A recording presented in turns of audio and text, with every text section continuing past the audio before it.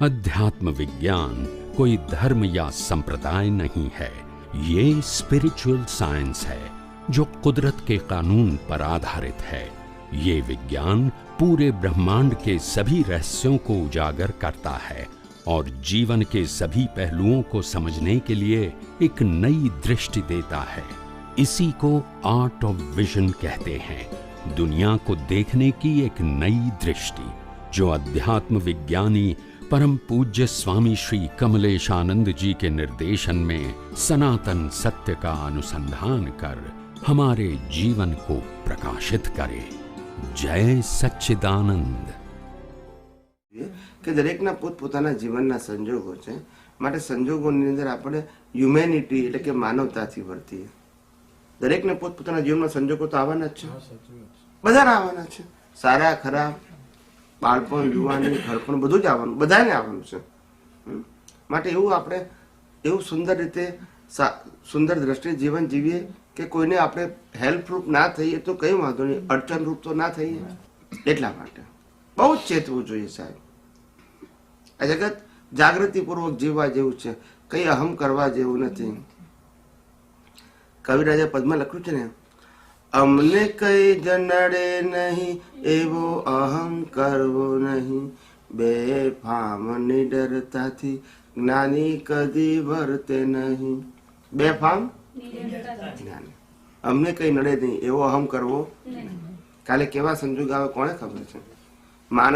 માણસને જેલ બાંધે કે હાથ કડી બાંધે એવું નથી, માણસને સંજોગો જ બાંધે છે।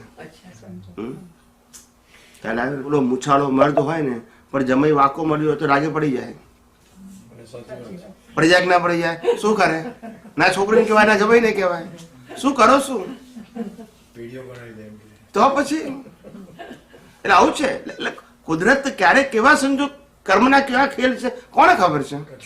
એ તો ઉકલે તારે જ ખબર પડે ને ભાઈ।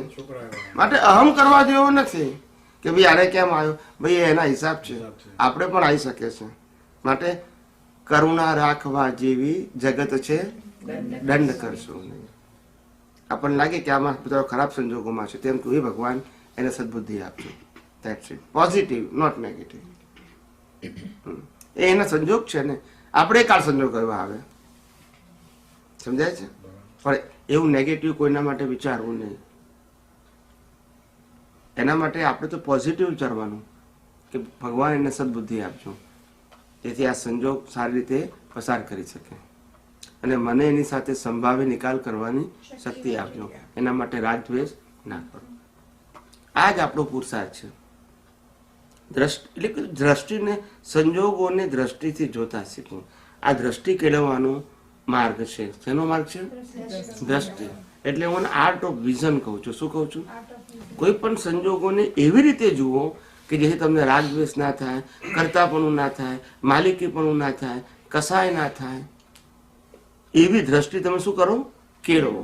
હું દ્રષ્ટિની જ વાત કરું છું, સંજોગો બદલવાની વાત કરતો નથી। દ્રષ્ટિ કેળવો કે નાલાયકમાં નાલાયક માણસ મને ભેગો થાય મારા હિસાબથી તો કઈ રીતે મને ક્ષમતા રહે, કઈ રીતે મને સંભાવ રહે, કઈ રીતે મને અકર્તા દેખાય, એવી શું કરો? દ્રષ્ટિ કેળવો।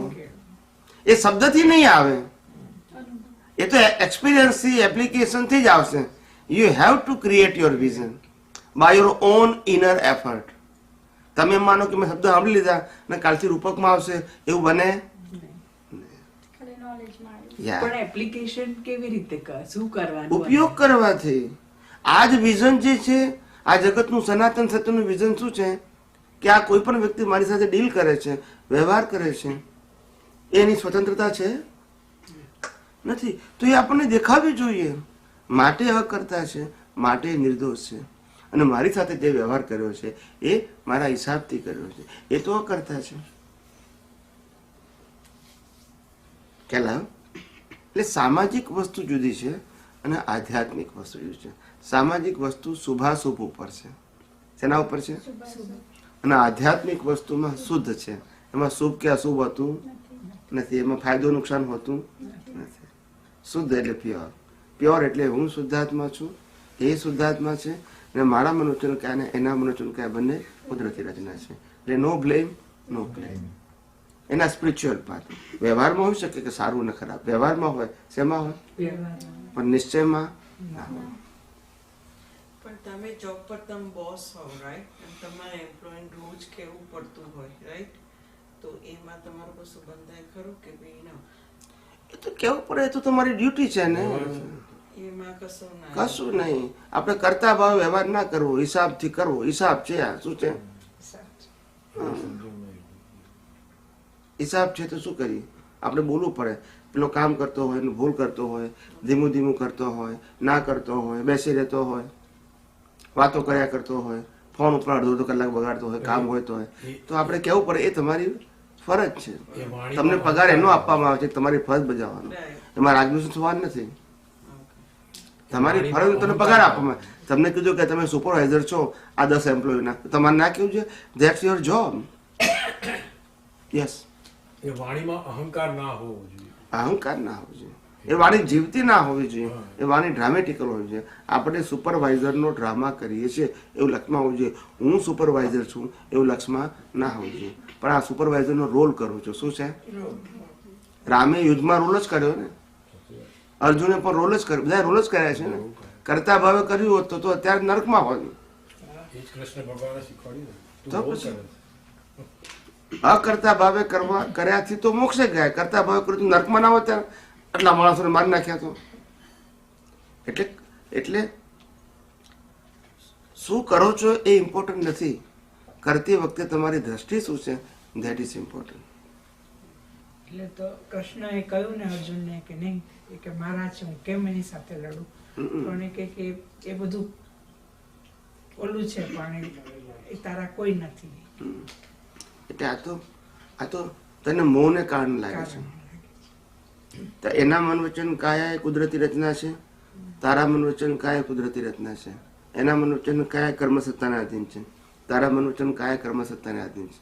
માટે આમાં કરવું ના કરવું એના મોહમાં પડવા જેવું નથી. એ યુદ્ધના મેદાનમાં આવ્યા છે, તું યુદ્ધના મેદાનમાં આવ્યા છું, અને તમે બંને ક્ષત્રિય છો. શું છો, ને ક્ષત્રિયનો પોતાનો સ્વભાવ જ એવો હોય કે યુદ્ધના મેદાનમાં આવ્યા પછી મરે ક્યાં તો મારે, પણ પાછું જાય એને નામ ક્ષત્રિય કહેવાય. આ તને ખોટો મોહ ઉત્પન્ન થયો છે. હવે તું અહીંયા બેટલ ફિલ્ડમાં આવી જ ગયો છું, એટલે તારી પાસે એક જ સબ્જેક્ટ છે, you have to fight in battle field. There is no choice. ક્યાં મરવાનું ક્યાં મારવાનું, દેટ્સ ઇટ. કારતા તો એને કહેવાય ભાગી જવું. સમજાય છે? એટલે એને જાગૃત કર્યું અને કીધું કે તું મારનાર નથી અને એ લોકો મરનાર નથી, તારા એકબીજાના હિસાબો છે. તું એ અવિનાશી છું ને એ અવિનાશી છે, અને તમે બંને ભેગા થયા છો તમારા કર્મો પૂરા કરવા માટે. એમાં કોઈ સ્વતંત્ર કરતા નથી, અને કરતા છે એવું માનું છું એ ભ્રાંતિ છે. એટલે એને ભ્રાંતિ કાઢી. મારે મારવાના, બસ એ ભ્રાંતિ કાઢી. અને કીધું આ બધા મારા જ છે, બધા સગાવાલા, મિત્રો, ભાઈ, પડોશી, ગુરુ બધા મારા જ છે. ત્યારે કૃષ્ણ કે કોઈ તારાય નથી ને કોઈ પારકા નહીં, તારા હિસાબથી ભેગા થયા છે. હિસાબ પૂરો થશે એટલે જતા રહેવાના છે. મારા ને તારા એવું માન નહીં, હિસાબથી છે એવું માન. શું છે હિસાબ? એટલે આજે છે ને કાલે નથી. મા બાપે આપણા કહીએ પણ આજે છે ને કાલે નથી.